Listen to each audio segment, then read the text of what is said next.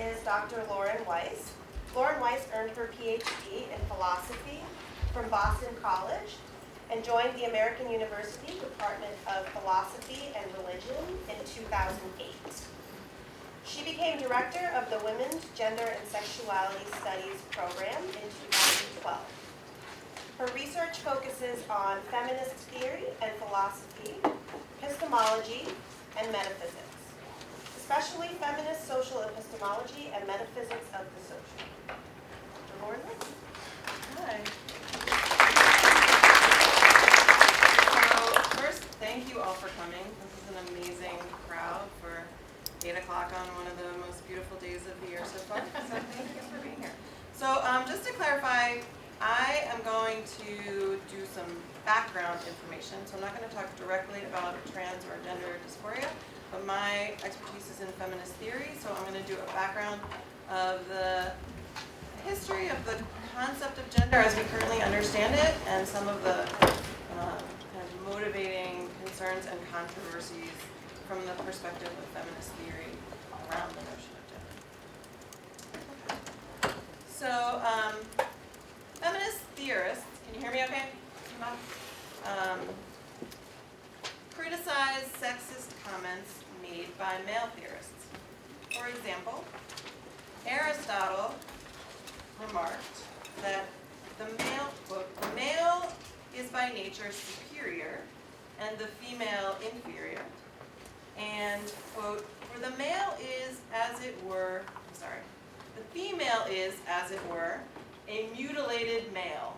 Important to get that one right. I'll read it again. For the female is, as it were, a mutilated male. So Aristotle represents the ancients. And we have an example from Aquinas, a medieval theorist. Aquinas not only asserts that, quote, woman is naturally subject to man, because in man the discretion of reason predominates, unquote, but also ties this claim to the body. Quote, with respect to universal nature, the female is not something veiled, but is ordained for the purpose of generation, reproduction in other words, by the intention of nature. Unquote. Medieval scholar of gender Joan Cadden claims that such comments by medieval thinkers were not part of an actively sexist or misogynist agenda, but were part of a coherent system of, at that time, cutting-edge, reproductive theory. Even if not explicitly meant to denigrate women, such claims have profound implications for Western attitudes towards masculinity, femininity, and other what we would now consider gender characteristics. One result of the proliferation of these sorts of claims about the body is the belief that feminine and masculine characteristics are directly determined by biology, and that feminine and masculine characteristics are the only intelligible gender characteristics in human existence. This view holds that it is natural and or essential for a person who is identified as biologically male to exhibit conventionally masculine characteristics, and for a person who is biologically female to exhibit conventionally feminine characteristics. This view, often called essentialism or naturalism, has been expressed in a variety of ways. For example, in the one-sex model, male sexual biology is understood as the standard for human existence, while female sexual biology is understood as the inversion of male biology. This model is expressed, for example, by 2nd century physician Claudius Galenus, who said, quote, turn outward the woman's, turn inward, so to speak, and fold double the man's, and you will find the same in both, in every respect. I'm going to read that again slowly, and I want you to remember that it's referring to sexual biology. Turn outward the woman's, turn inward, so to speak, and fold double the man's, and you will find the same in both in every respect. You get what he's talking about? Following from this, masculine characteristics, understood as the essential correlate of male biology, are asserted as the standard or universal expression of human life, while feminine characteristics and female biology are understood as secondary or even as abnormal and grotesque biological error.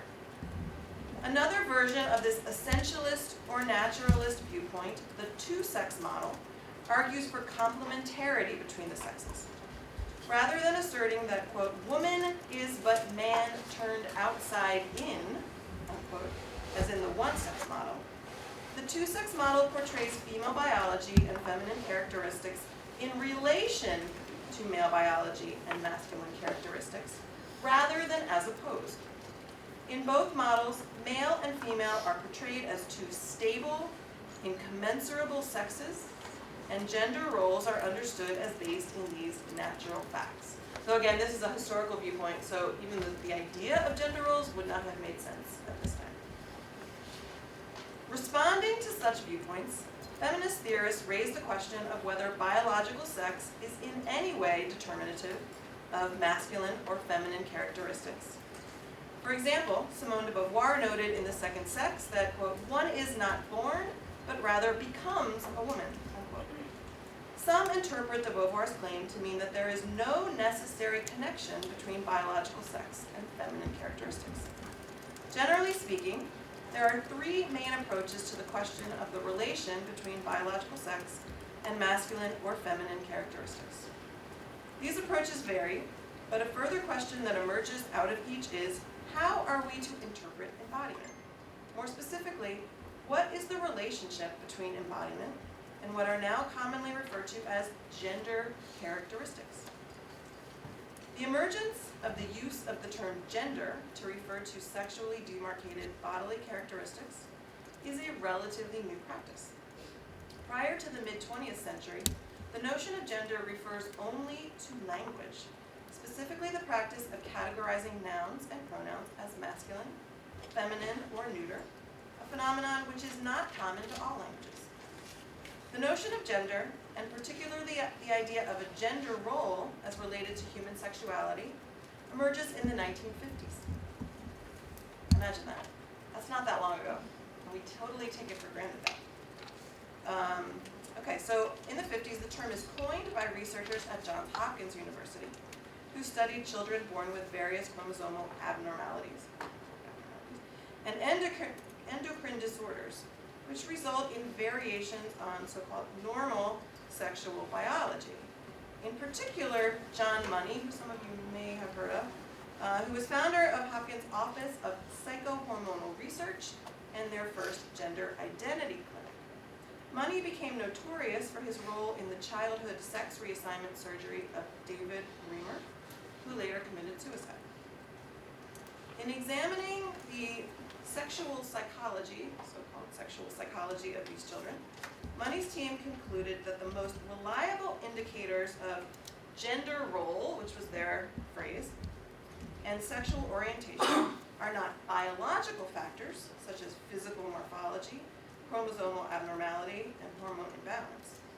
Rather, it is first the sex assigned to the child, and second, the way in which the child is raised that most strongly predict what gender role the child will ultimately embrace. This was Money's theory. In the 1950s and 1960s, the disciplines of psychology and psychiatry are responsible for the popularization of the notion of gender roles or gender characteristics applied specifically to human embodied existence. However, this terminology is quickly adopted by feminist theorists in fields including, but not limited to, psychology, sociology, history, literature, philosophy, anthropology, and theology. This use of the term gender is understood to refer to those characteristics associated with socially accepted expressions of unambiguous sexual biology. That is, sexual biology which is differentiated according to a binary between male and female. Feminist theorists were concerned that this explanation of gender roles is biased, and thus attempt to rethink what theorists come to describe as the relationship between biological sex and gender roles or characteristics, or in its shortened form, the relationship between sex and gender. I'll stop there and move over to the rest of the film. Okay, thank you very much.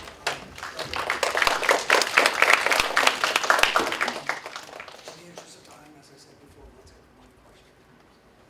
We have a question for Dr. Weiss.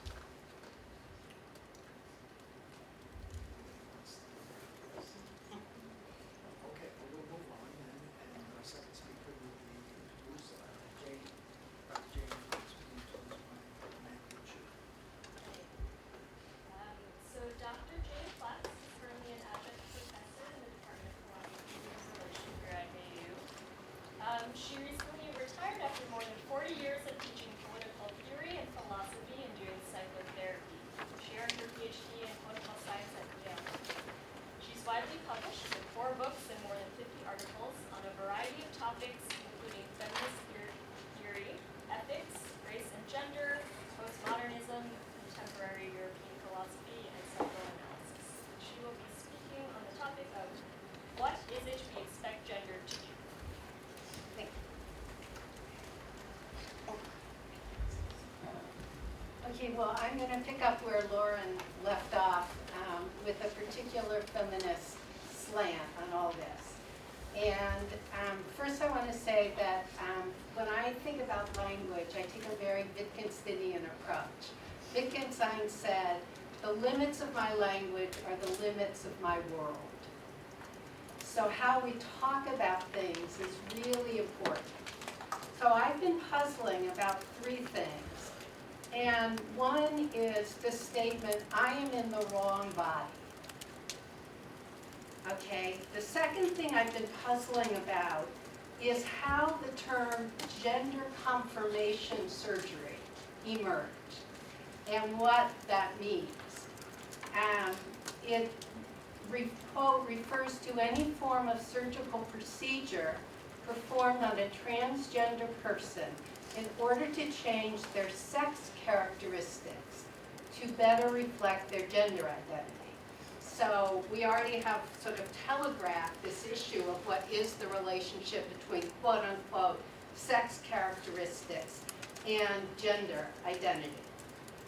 Now, I find the language in both of these cases puzzling because statement 1, that is, I am in the wrong body, suggests that despite having the wrong body, there is already an I that knows its identity and what its body should be. However, if it requires a different body to be, how can the I know what its identity is or what body it should have? In a sense, the identity of the I here doesn't originate from the particular gendered body it has, but from one it anticipates.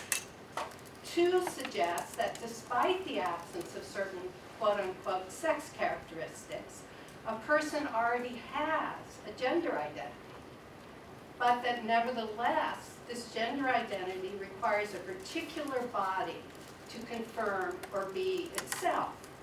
Both assume bodies manifest or possess quote-unquote sex characteristics, and that gender identity is somehow an effect of or requires particular bodily configurations.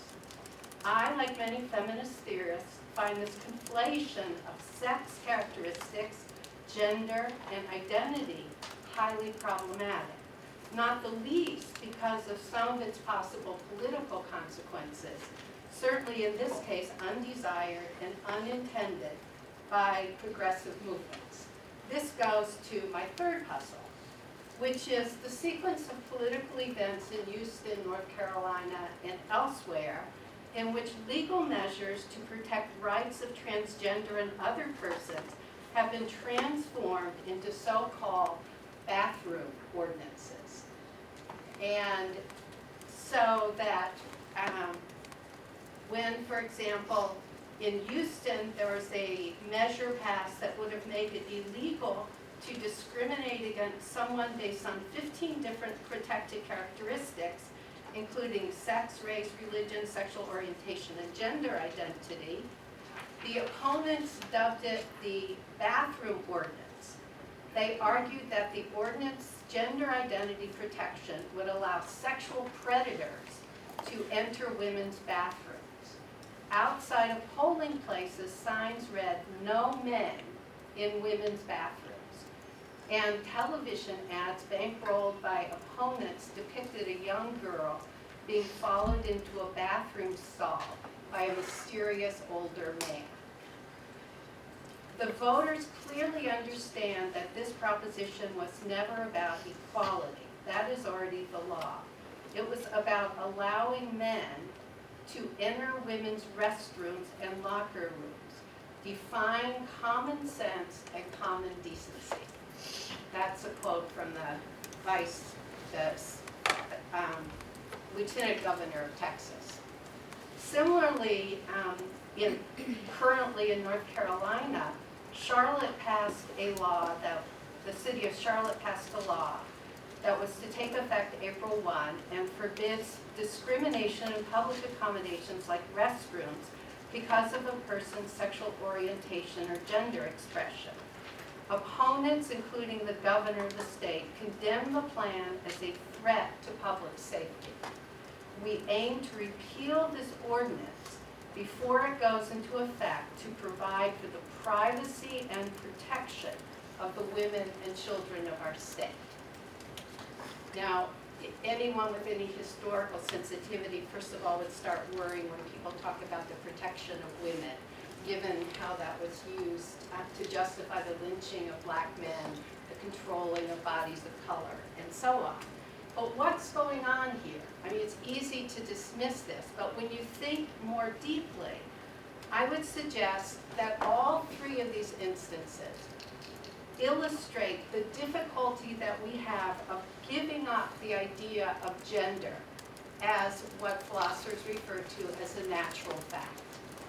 It's really hard for us to imagine it as a social fact, a fact constructed that operates in a forceful way in our society. We would like to hold on to the idea that there's a bedrock to anchor and stabilize that I am a who, and who that who is. There is a core me, we would like to believe, that persists over time and whose truth is knowable in a secure way. The body signifies and secures this identity. Since I can know this about me, I can also know it about others. Therefore, I can locate them on a stable social grid and also be reassured about the knowability, stability, and predictability of my social world. I can have a sense of safety and control about myself and others. Despite discussions of gender fluidity, it seems to me there's tremendous resistance to really giving up the work that gender and thinking about gender as merely secondary to or an effect of physiology does.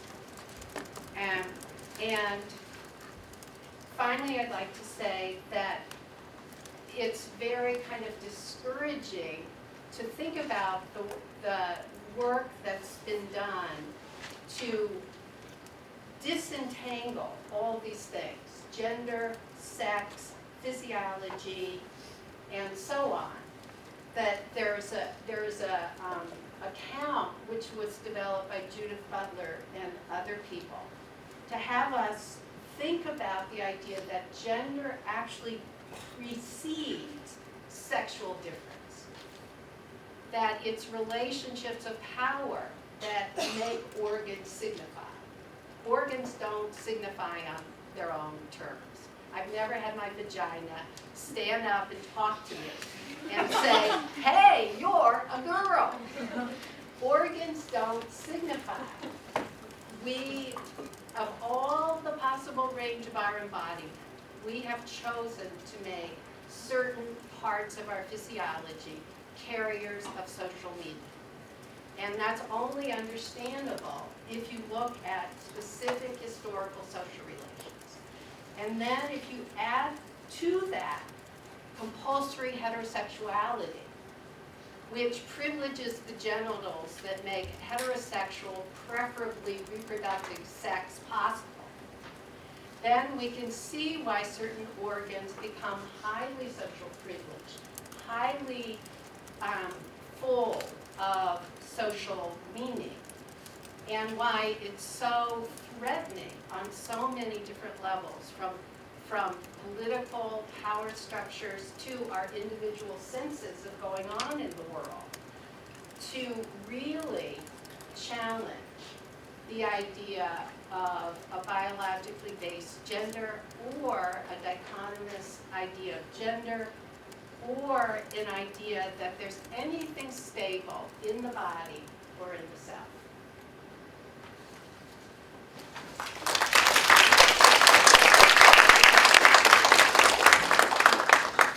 Thank you. And once again, we have time for one question, or we ask Dr. Flex to elaborate on the topic that she just got reviewed for anybody want to ask a question? Yes, Okay, comment. comment. All right. I think there are 2 points that weave into what you said. One mistake that we've made is we've taken the Hopkins team phrase gender identity, and then we've added on gender role, gender attributes, gender perception, all of that, and it gets conflated, whereas gender identity as a brain function is a sexual function. It really should be called sexual identity, but we don't do that. Nobody does that because there's so much around her. So people get confused and they conflate gender, as we're talking about here academically, with sex. And the first comment you made is, how does the I, the ego, know what its sex or gender is if it's in the wrong body and such? But if gender identity tells you, if your brain, which is part of your body in some construct, but in many others is not, right? We talk about body and mind as if the brain is not part of the body. Therefore, we have this confusion. We've proven, medically speaking, scientifically speaking, that gender identity exists in the brains of individuals. The main problem is that, and doctors are just as guilty as this, and I'm a surgeon, so I will admit to this, there's a whole hundreds of intersex conditions, okay? Which in and of themselves, and have been in existence, humanity's known about Aristotle about that, for thousands of years. But for the most part, we ignore them, okay? And by ignoring them, we miss that broad spectrum of diversity that people do exist along that spectrum. Genital adrenal hyperplasia, androgenital syndromes, androgen insufficiency, and all of that. Okay, my point is, because of the way this has evolved, as she said before, that it was only in the 1950s that the Hopkins folks did this, and then you ended up with the term gender identity, which really isn't about gender, and then you ended up with genital reconstruction. This stuff gets very complicated, and we have to be very careful the way Judith Butler and others use those terms today, from the 90s and the aughts and such, going forward. Thank you, and we'll have time later on to continue those points. Our third speaker is Dr. John Strang, and he will be introduced by undergraduate psychiatrist Jordan Weichsel. Dr. John Strang is a pediatric neuropsychologist and researcher at Children's National Medical Center. He is a specialist in developmental differences and especially autism spectrum disorders. He is also a specialist in gender nonconformity and transgenderism. Dr. Strang developed a unique clinical program for young people with co-occurring gender dysphoria and autism spectrum disorders, and is known for his research in this area. Tonight, he will talk about the co-occurrence of gender dysphoria and autism spectrum disorders and his gender clinic at Children's National.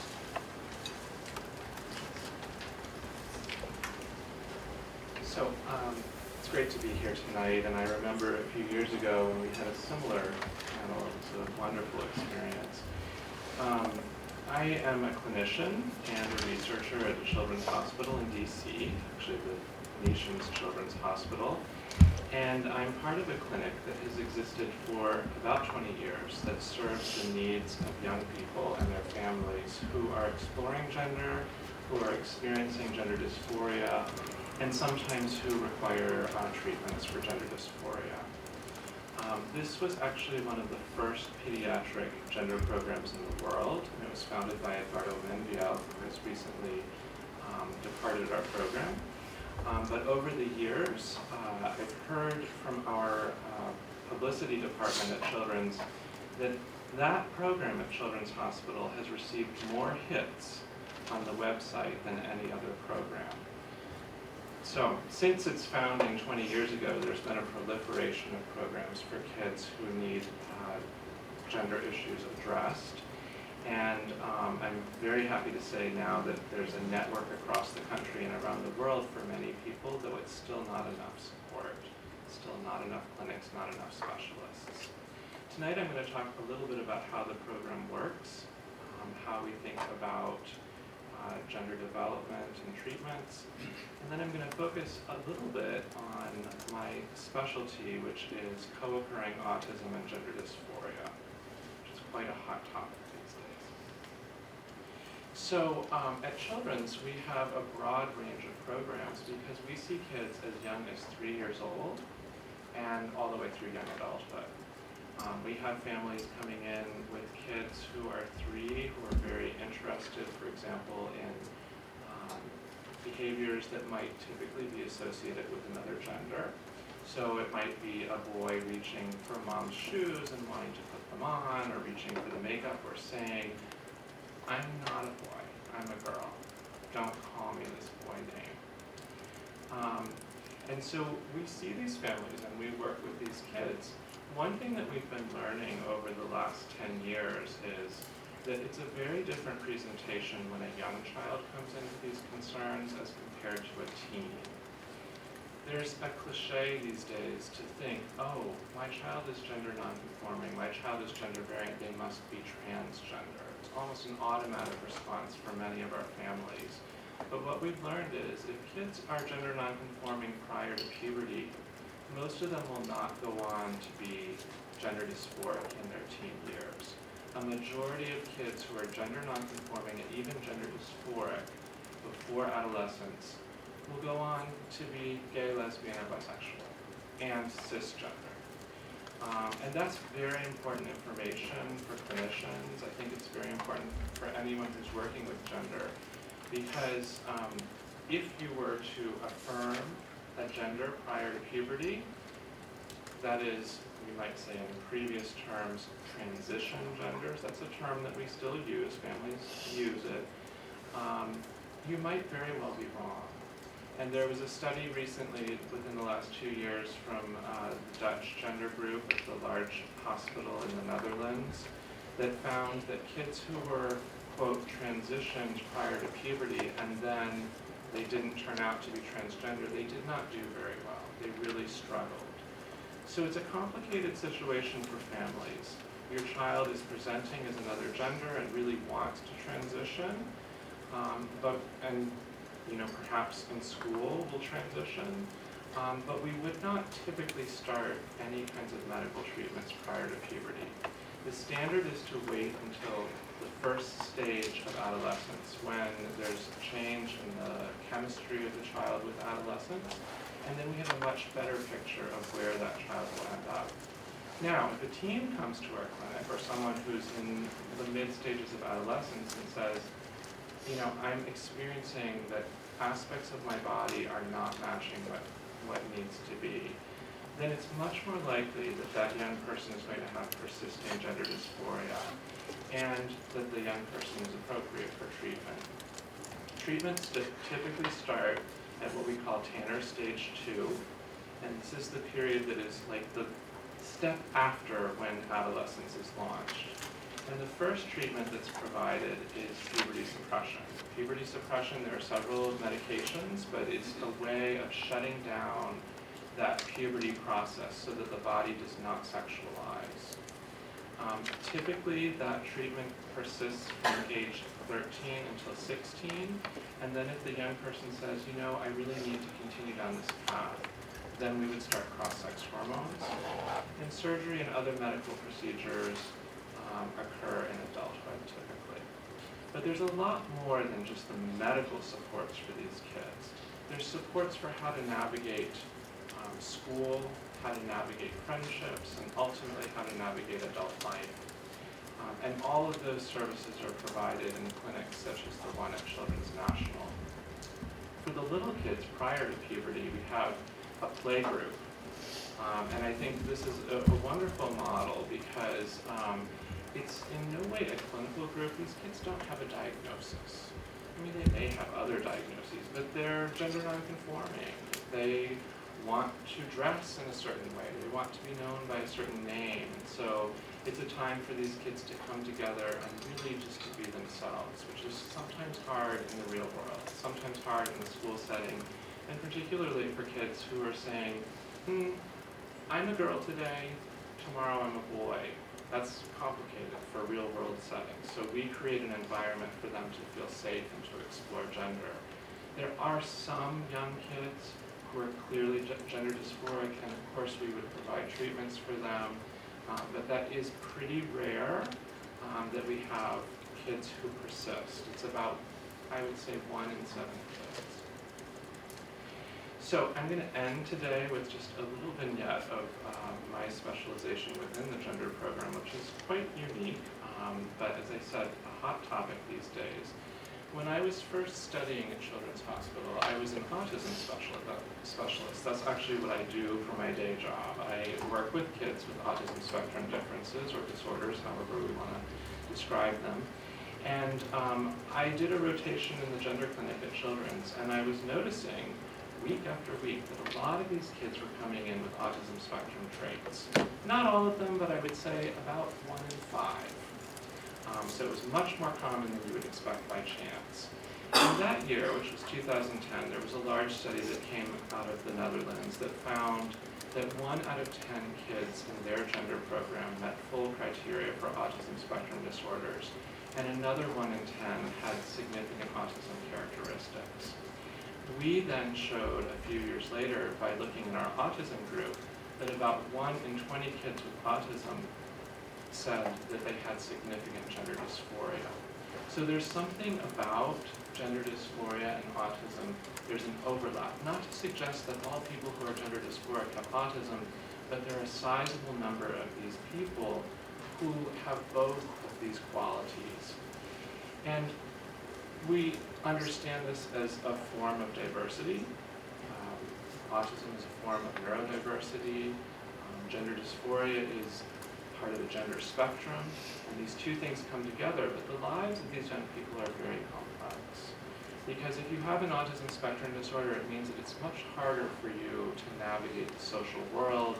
It's often harder to plan for the future, to set goals, and to make things happen. And we notice that very smart people with autism have trouble meeting their goals in adult life. Although they might have an IQ of 150, they often struggle to get out of the house and share their gifts with the world. So as you can imagine, the idea of affirming another gender, of going through these medical treatments and really being able to live into the gender that they need to be is a complicated issue. And so the program that we've developed at Children's brings these young people together with lots of support, like speech therapists who can provide training in voice. We have fashion therapists who help the young people with autism to learn how to live into the gender that they need to be and what that means in terms of their physical presentation. And we also have what we would call executive function supports for these kids, so that if they have the goal of, for example, starting cross-sex hormones or hormone replacement therapy, that we give them the planning support so that that can really be a possibility in their lives. I think that's all I have for tonight.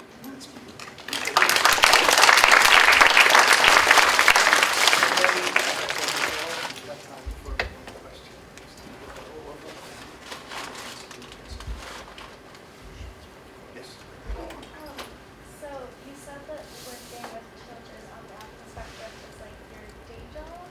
So where does your work with the children who have gender dysphoria come in? I'm just curious about that. Sure. So my appointment at Children's National is in the autism program in the neuropsychology department.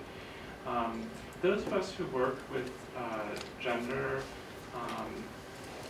have found that it really isn't a full-time job in terms of pediatric centers, although I think that that's changing.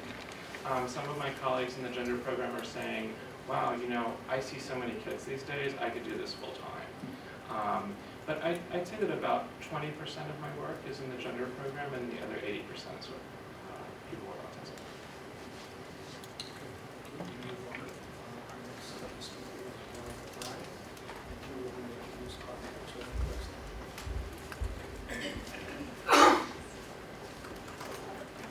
So, Rory O'Brien holds a Master of Social Work and Master of Public Health from Washington University in St. Louis, with a specialty in sexual health education and violence prevention.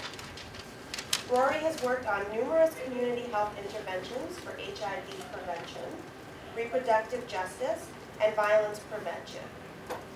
Rory currently works as an adjunct professor of women's gender and sexuality studies here at AU, and also as a sex educator with Lotus Blooms, a local health and education-focused sex shop. Rory will be speaking on the topic of community health intervention with trans populations. Thank you for the introduction. So I'm going to start talking about community health interventions. And first, I feel I have to describe what I mean by community health. And this is where my training primarily is as a social worker and public health professional, is in being in spaces and fostering spaces where youth can be and talk about healthy behaviors, talk about healthy relationships, learn about sex in a safe way. And in the meantime, explore in self-discovery and exploration. When I think about the sorts of organizations that do community health work, I kind of split it up into a couple of categories. So in my own youth, which I don't have much of adulthood yet anyways, but in my own youth, I was very much more in the world of identity-oriented community health programs. One that I think of off the top of my head, because I just moved here a year ago from St. Louis, was Growing American Youth in St. Louis, which, GAY. Hey. It's an organization where young queers and trans kids come together and just talk about, well, what do we need as support, socially, politically, economically, and then they're provided the space to then pursue those supports and expand the supports in St. Louis and Missouri. And these spaces aren't rare. There's several of them in DC. They're often housed in LGBT centers, and I'm sure a lot of people in the room are very familiar with them. While, to an extent, I very much grew up in those spaces, I have not worked in those spaces. Most of my work has been in health outcome-oriented spaces. And the reason for that is because they're so much better funded and common. Because if you're able to say, I'm working to prevent HIV or sexual violence, there's money. So I was pursuing my master's in social work, public health, and I started working with an HIV services organization in St. Louis called Project Art. And they were doing and are doing one of many, many different interventions that are done throughout the United States and throughout the world for HIV prevention. And there was a lot of medical testing in the background. I'm not a clinician and I'm not an HIV tester, so I was in the behavioral health part. And it really involved twice a week leading discussions, and being in a space with a group of youth who maybe had nowhere else to go, or maybe they just really wanted to be in that space for that night. And I want to spend some time describing how I was in that space and who came into the space and what purpose did that serve. We never asked how people were or who they really were as they entered the space. They were expected to sign a small card saying, this is the name I go by and this is my legal name. I never saw those. So when people entered the space that I was in, I frequently did not know their name. I certainly didn't know their pronouns or how they identify.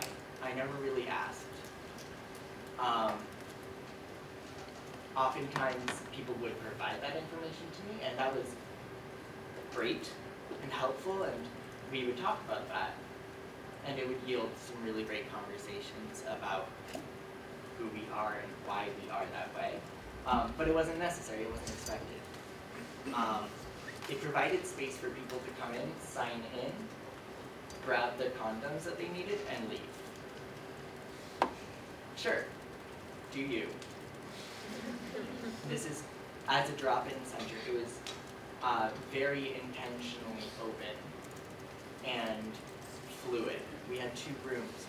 If you wanted to hang out and eat pizza and gossip, then that was great.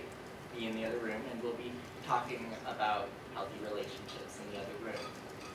Sometimes it would blend together, and my discussion would be ended by sudden voguing.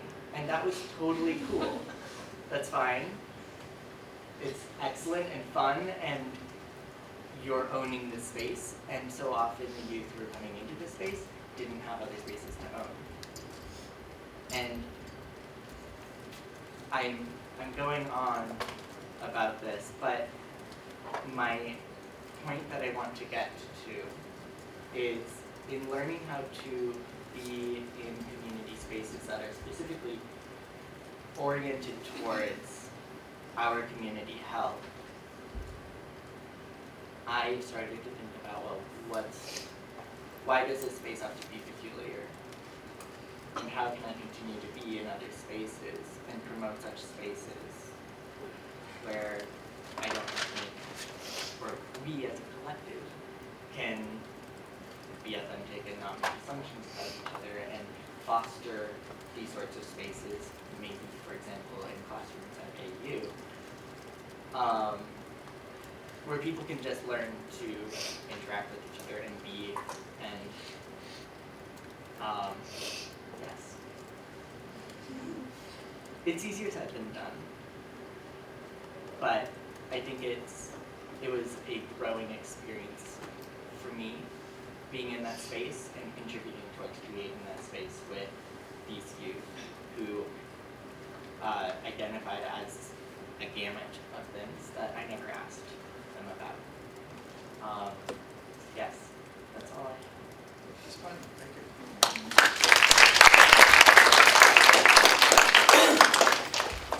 Any questions? Okay, thank you. Do you think this will go up with the environment of having foster new spaces that are more inclusive? Do you think it's more beneficial to maybe start with the younger age groups, such as like preschoolers, to be an environment that is all accepting? Do you think that would work, or? Yeah, that would be great. And a lot of this is contextual. I think I would have a good bit of pushback trying to set up such a space in St. Louis, Missouri. Maybe I wouldn't have, maybe I would have been lucky. But if we think, for example, about the newest standards for sexual health education put forward by numerous national organizations, like they are pushing for these spaces being common and these conversations being had as early as first grade. So this is a reality that is being furthered by national organizations. But curriculum has not been adopted by schools across the country for us. So, one day. Okay, and we'll have an opportunity, as you know, to continue this part of the conversation. But our next speaker is Juliana Martinez, and she will be introduced by Amanda G. So Dr. Juliana Martinez is an assistant professor at the Department of World Languages and Cultures at American University. She focuses on the intersection of violence and body politics in the Latin American and U.S. Latino context. Her two main areas of research are gender and sexuality, particularly transgender studies within the Latin American and U.S. Latino context, and the representation of historical violence in 20th and 21st century Latin American cultural production. And she will be speaking today about trans across borders. Thank you. Can everybody hear me? Okay. Okay. So basically, what that means across borders is, I wanted to bring to the table how many of these trans issues that we have discussed today are being approached in other parts of the region, particularly Latin America. And to do that, I wanted to talk about two specific cases that I think provide very valuable contrast, because they are two gender identity laws that have been passed, one in Argentina in 2012 and one in Ecuador that just passed in December 2015. And I think it's really interesting what Jane was saying, because sometimes the way theory is one thing, but then the way that it is articulated by either social movements or political actors has unintended and perhaps unwanted consequences for social movements. So first I wanted to give a bit of context. Some of you may know that in the past, the first decade of the 2000s have been of a political shift towards the left in Latin America. So starting with 1999 with the election of Hugo Chavez, the Venezuelan president who died recently, there were a group of democratically elected socialist governments. And these presidents were elected in great part because there were massive mobilizations of social justice movements. People in Latin America were not happy with the economy and were organizing to demand access to education, work, health, basic human rights, right? That the collapse of the economies in the 90s had not provided. And the LGBT movement was very smart and very strategic in the way they organized a lot of their demands with these broader coalitions. So they effectively, with various degrees of success, but they were able to include their own demands, not only as the individual right to, let's say, marry whoever you choose, but as a broader context of human rights that should be awarded to everyone. And so this is a part of a larger research project that I'm doing with another professor here at AU, Salvador Vidal-Ortiz from the sociology department. We have a research project called Transgender and Human Rights in Latin America. So this may sound very choppy because it's part of a larger thing.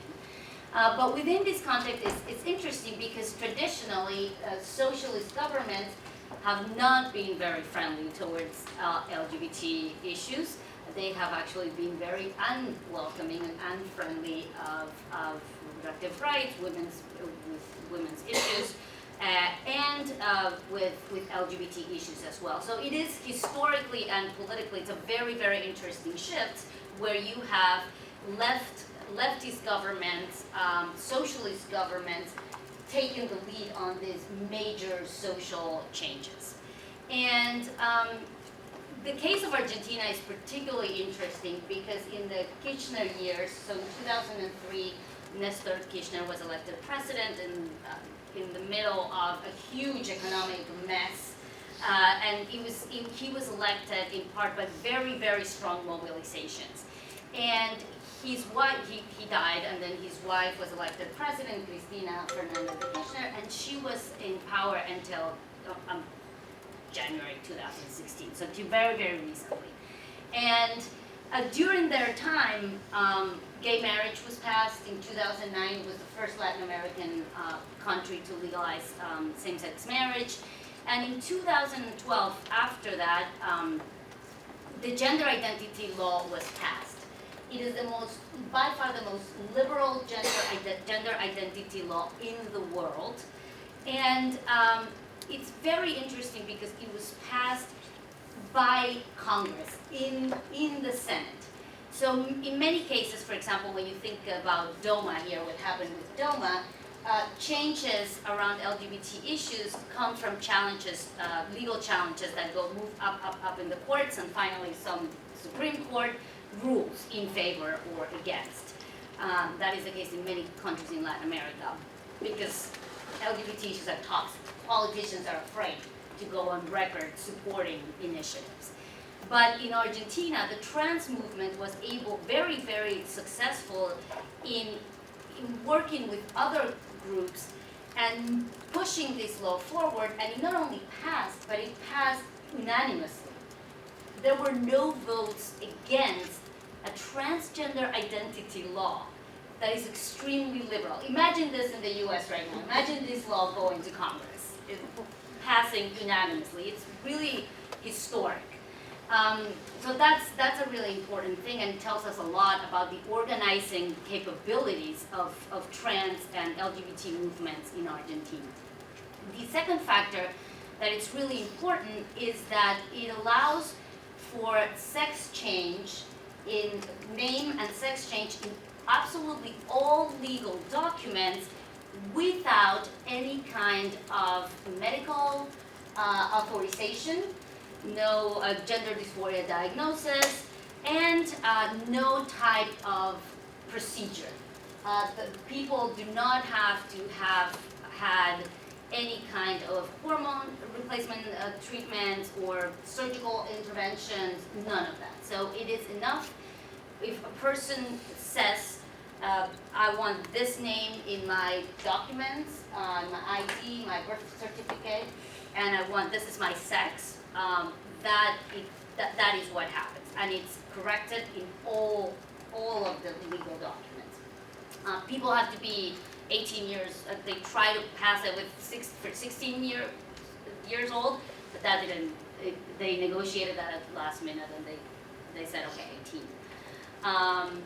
But that is extremely liberal, right? And I'm very interested going at what you were saying about the differences between sex and gender and thinking about Butler, because this is philosophically, it radically changes the way people as individuals have related to the state, the way the bodies have been recognized by the state. This traditionally, when you were born, there is a sex assigned to you, and that is the number one component, let's say, talking about sex and gender, not race, which of course it's important in other categories. That's how the state sees you, right? If you have penis, you are male, and in many countries, you have to remove that penis in order to be considered not longer a male, right? Still, to correct your documents. So with this, anybody who self-identifies as female or as male, as a man or as a woman, is treated as such and recognized as such by the state, with full access to, because the law is very broad, so it grants access to law, to health, to education, to work. For example, last year, as part of the law, of 1% of all the jobs in the district of Buenos Aires have to go for transgender people, to account for historical discrimination in many, many things, including the workforce. So this is really a very interesting, very progressive law that has a lot of really good consequences. One of the things that I wanted to talk about, but I'm not going to talk about because I don't have time, is it's the creation of the first a high school for transgender people in the world. It's created by transgender people, and it is made to serve the needs of trans people. Now, not only trans people go, anybody can go, right? It's a public high school, so anybody can go. But it has a very clear gender inclusive perspective. So if you are not comfortable with 90% of your teacher being transgender, well, you can't go to that high school, or you're gonna have, you're gonna have to adjust.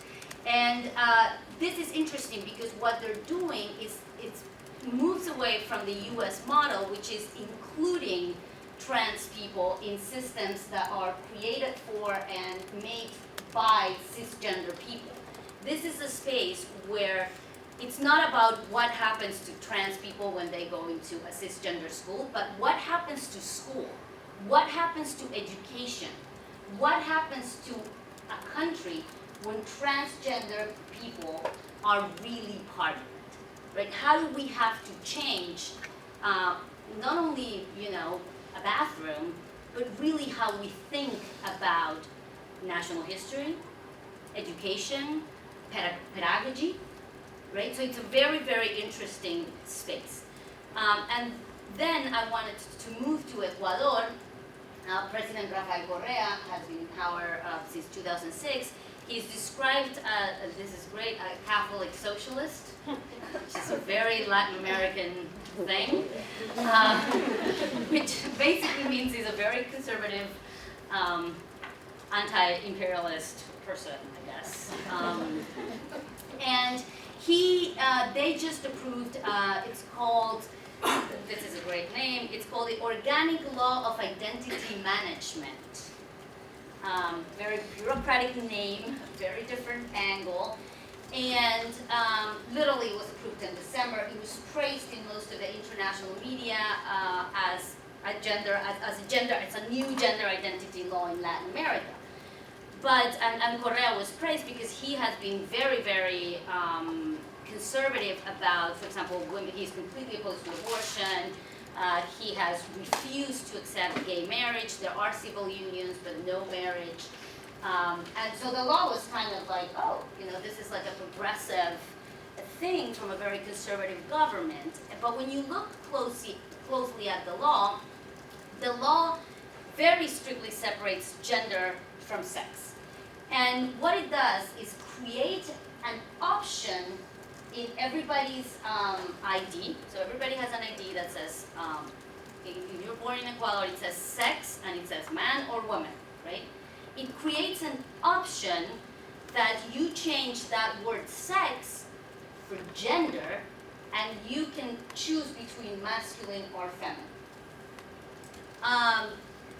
This, of course, is problematic, and you can only change, that's the only document that will change. So your ID will say something like, Juliana Martinez, gender, feminine, right? But for most people in Ecuador, it would say Juliana Martinez, sex, woman, right? So it creates like a different category that de facto outs every trans person that chooses that, or every person that chooses, you don't have to be trans to choose that option, any person who chooses that option, but we can assume the majority of whom, because the reason why this law was passed was to stop discrimination against trans people, right? So, so it creates this category, so while the law explicitly says that it recognizes that gender is a construct, it's a social construct, and that the government has to recognize the right of every individual to self-identify within their gender identity. Their sex is biological and therefore unchanged, and it remains unchanged. So it actually reifies this notion of something that is unchanged. And that has had, of course, unintended negative consequence, or I don't know if unintended, but for the trans community, it's really not a solution, right? And it actually also de facto forecloses the possibility of gay marriage and gay adoption and so on and so forth, right? Because there's something that you cannot change, and that is sex. So I think those two kind of different, very different gender identity laws show us a little bit of how these issues are being addressed and mobilized, not only by social groups or LGBT groups, but also by governments, by political actors that have that are invested in portraying certain ideas outside, but also managing their own population in certain ways. Thank you.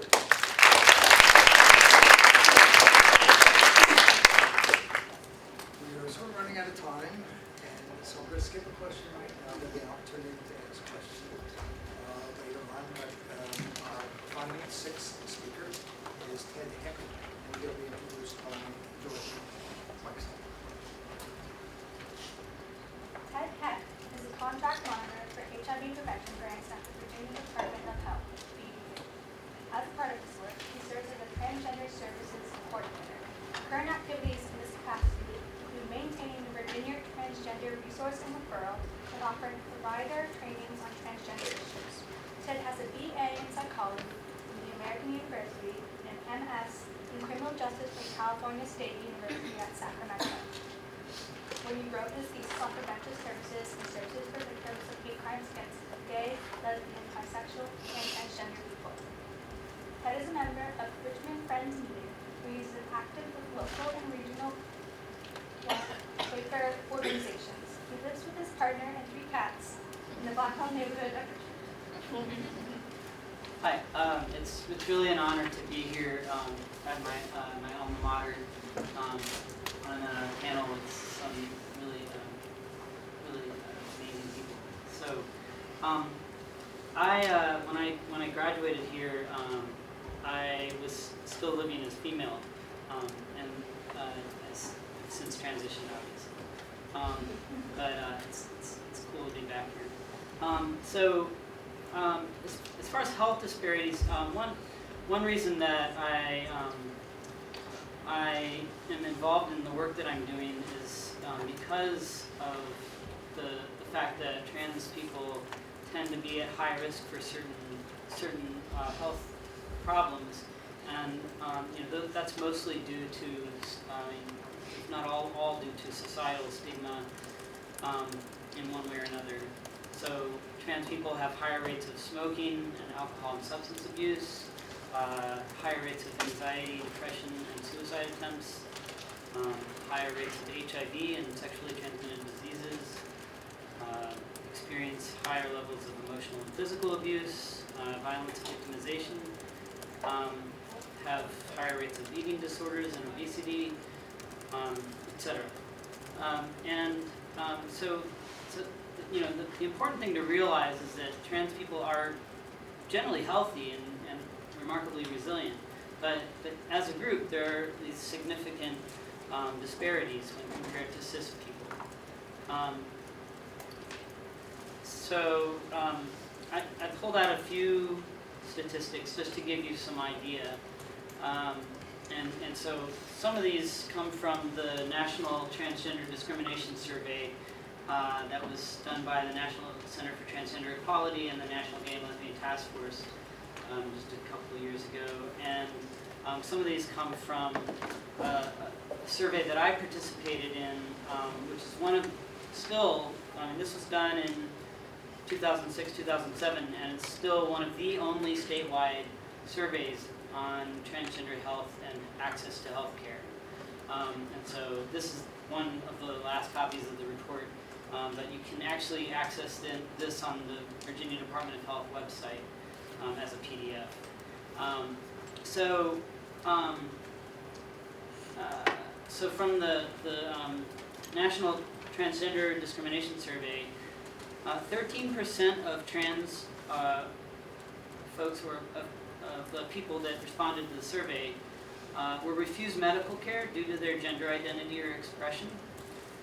19% had postponed needed medical care because of discrimination or fear of discrimination.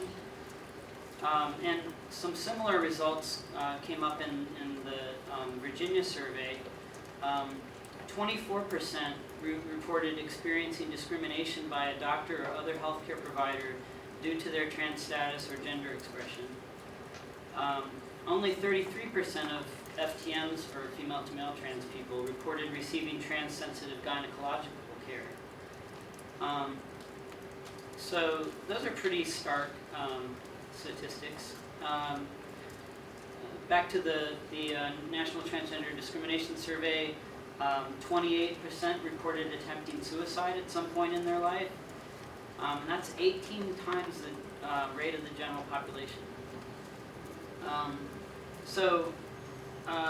Another thing, this is of course intrinsic to my work in HIV prevention. In the Virginia survey, 16% of male to female trans folks were HIV positive. And then, you know, in some other surveys, particular one survey that was done here in Washington, D.C., and there's others in metropolitan areas around the country that have similar results. Even much higher rates of HIV exist among trans women, and particularly among trans women of color. The combination of anti-transgender bias and persistent structural racism is one thing that is really especially devastating. So trans people of color experience these disparities at even higher rates overall. So I'm looking at my watch to make sure we can all get to the pizza soon. One of the things to think about with health disparities is that they result from both external things and internal factors. Internally speaking, you know, a lot of trans people, not all trans people, but probably a large majority, have a significant amount of body dysphoria, discomfort with their own bodies, and also internalized stigma that, you know, because trans people grew up in the same society that everyone grew up in. So a lot of those messages become internalized for a lot of people. So that, you know, combined with things like provider discomfort and lack of basic knowledge about trans health care, a huge lack of clinical research, medical literature and training in medical schools, and also the fact that a lot of trans folks have had, you know, these negative experiences, and even when someone hasn't personally experienced, you know, had some horrible experience in a doctor's office or something like that, they hear stories about it from their friends, and so, you know, it becomes like, even if you haven't personally experienced that, you may have that anxiety that might prevent you from getting a medical condition checked out, where otherwise you might, you know, not think twice about it. And especially if that medical condition has anything to do with a part of your body that you're really uncomfortable with, then maybe you're going to even be more likely to avoid getting that kind of health care. And also there's, you know, medicalization and pathologizing experiences. People feel like they're judged or patronized, you know, so that's not good. It does not build a trusting relationship with your provider. And also really simple things like the intake forms that a provider might have you fill out. You know, if it doesn't give you any options besides, you know, male or female, then that sort of sends a message that, you know, that's all that this provider recognizes, and that's all they can do.